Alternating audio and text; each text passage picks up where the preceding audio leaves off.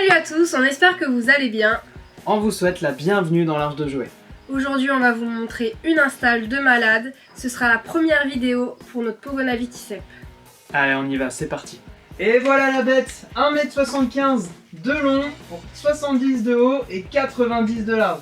Autant vous dire que le Pogona il va être bien là-dedans. C'est notre pote David qui nous a fait ça. Il est le gérant de Negoplast. Negoplast c'est une entreprise qui gère tout ce qui est plastique. Et cette entreprise est située à Livron-sur-Drôme. Si vous voulez passer des commandes spécifiques de terrarium sur mesure, c'est tout à fait faisable.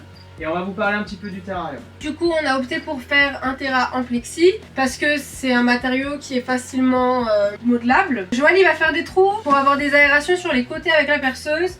Là en haut tu nous montres. Il nous a collé des plaques de 10 cm sur les bords, mais ça fait que on peut avoir accès par le haut, tout le haut est aéré en fait. Donc on verra en fonction de comment on va mettre les lampes chauffantes et l'éclairage. Soit on mettra un grillage, soit on mettra des planches, on verra encore un petit peu comment on va aménager le haut. Voilà, donc ça va bien permettre à l'oxygène de circuler avec l'aération en haut puis sur les côtés, donc ça c'est important pour le Pogona. On a aussi choisi d'avoir des portes coulissantes, du coup on va pouvoir les enlever, les nettoyer, accéder à tout le terrain sans problème. Et ce qui est bien c'est que malgré le fait qu'il soit très profond, on peut tout nettoyer et aller bien loin. L'avantage aussi du plexi, c'est que c'est vachement léger en fait par rapport à du verre. Pour faire les trous avec la perforeuse, ça sera vachement plus simple. Alors pour les inconvénients par contre, à mon avis, ça va se rayer un peu plus vite que si c'était du verre. Et puis on verra au niveau des UV aussi, si ça tourne un peu à l'opaque, on verra dans le temps. Pour tout ce qui sera reptile, je pense aux serpents ou quoi, ça peut être mieux parce qu'ils vont pas griffer le terra comme pourrait le faire Drax avec ses petites griffes. Allez c'est parti, on va commencer par installer la lampe chauffante et la lampe UVB.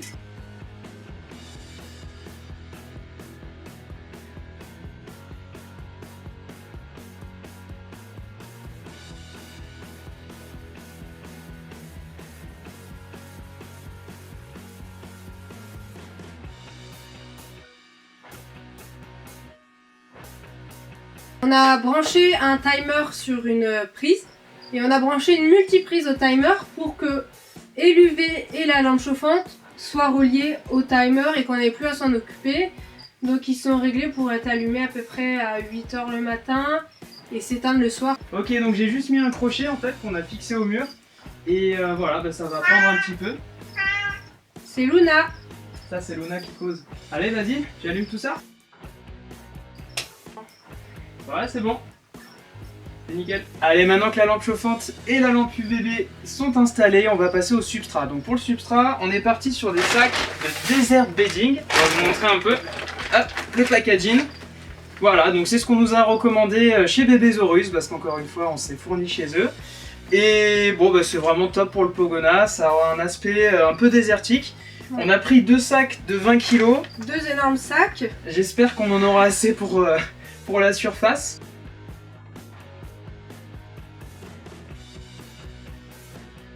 Ah mais c'est lourd. C'est lourd.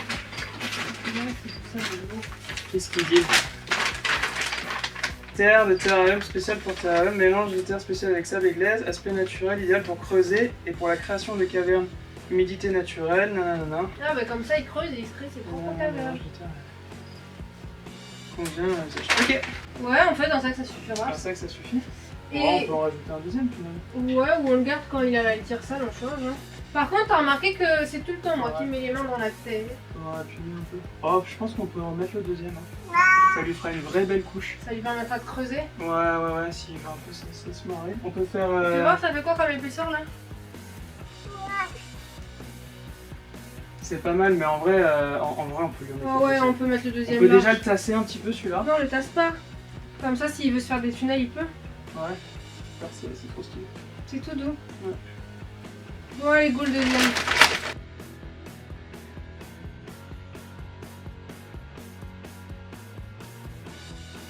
Voilà, le desert bedding est installé. On va mettre toute la déco maintenant.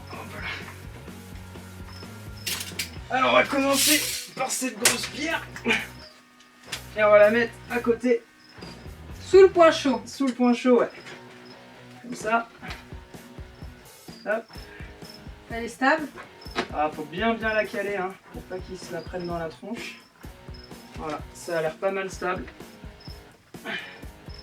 Sachant que là, bon, ça va être une déco que provisoire, mais on voulait voir un peu ce que ça fera au niveau de l'espace et on fera quelque chose peut-être plus...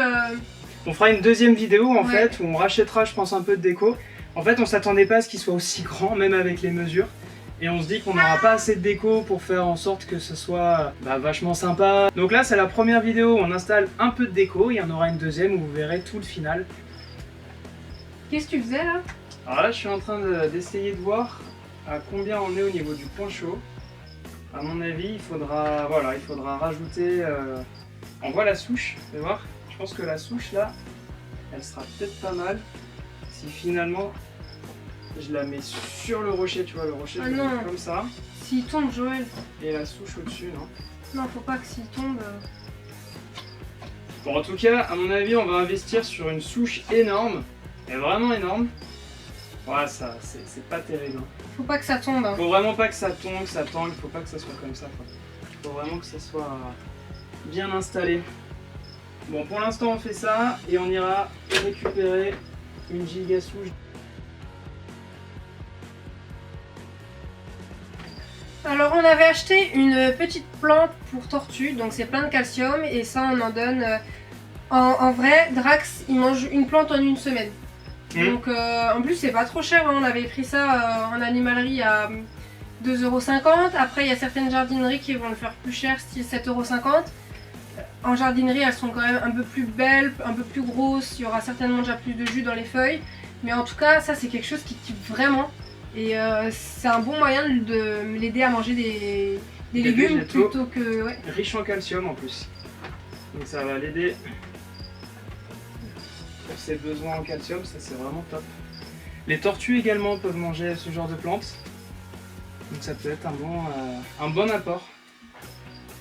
La cerise sur le gâteau, le crâne de Croco. Ah ouais. Il va passer chez Drax. Classe. On a aussi une gamelle d'eau. Une grosse gamelle pour qu'il puisse plonger tout son corps et que ça puisse l'aider à muer s'il a besoin. On va la remplir d'eau et on va mettre de l'eau pas calcaire. Donc on va mettre de l'eau distillée. On la met là. On va la mettre sur le Comme côté. ça, et on la met pas trop près du point chaud. Ce sera facile à remplir. On va installer également une plante, alors une fausse plante. Pour l'instant c'est provisoire, celle-là je pense qu'elle va passer dans le terra exotique des Pantherophis guttatus. Pour l'instant on lui installe. Alors c'est vrai que les plantes chez les Pogonas c'est un peu complexe, à part la plante qu'on a installée qui est riche en calcium. On peut pas trop mettre de plantes, en fait il va les défoncer quoi, c'est un gros bourrin.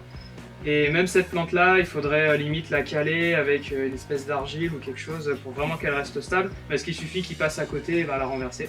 Puis il faut faire attention à pas donner n'importe quelle plante, faudrait pas que ce soit des plantes toxiques qui mangent. En plus, quoi, donc, tout à fait, ouais.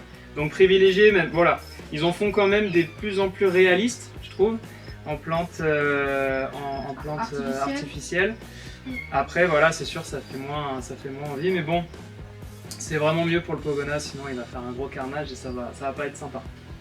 Toi, Ouais, un écoute, autre on est caillou pas que tu mal, hein. voulais mettre. Ouais, je voulais rajouter un petit caillou en plus, mais bon. Je pense que lui, on va juste le garder Mets-le pour là. l'instant. Ouais, ou... Voilà, il n'y a rien là. à ce niveau-là. Voilà. Bon, mais c'est plutôt pas mal, hein. Sur mon point chaud, là, on est à 40. Donc c'est nickel. C'est stable ton truc là? Ouais, pas des masses, hein. Et enfin, le moment qu'on attend depuis des mois. Ouais, c'est vrai. On va installer Drax, notre Pogona Viticep. Allez, viens là, mon pote. Viens voir. Hop là. Bon, alors, si vous avez vu la vidéo avec ma maman, vidéo familiale où elle s'occupe du Pogona, bah, vous savez déjà qui c'est. Et pour ceux qui ne l'avaient pas déjà vu, voilà, c'est Drax, un Pogona Viticep de 2 ans. Et vous le verrez mieux dans la prochaine vidéo sur Drax. C'est ça, exactement. Allez, on y va. Vas-y, mon pote, bienvenue chez toi. Bah, dis donc, ça change, hein. Il y a tellement d'espace qu'il sait pas où aller. C'est ça, quoi. Il se dit, oulala, où je suis? Est-ce qu'ils m'ont relâché dans la nature? Allez. T'as Luna qui fait la vaisselle. Ah, ça fait plaisir de le voir gambader, là. Putain, il est trop cool. On a déjà mis quelques petites blattes et des grillons, du coup il a déjà de quoi se régaler dans la box.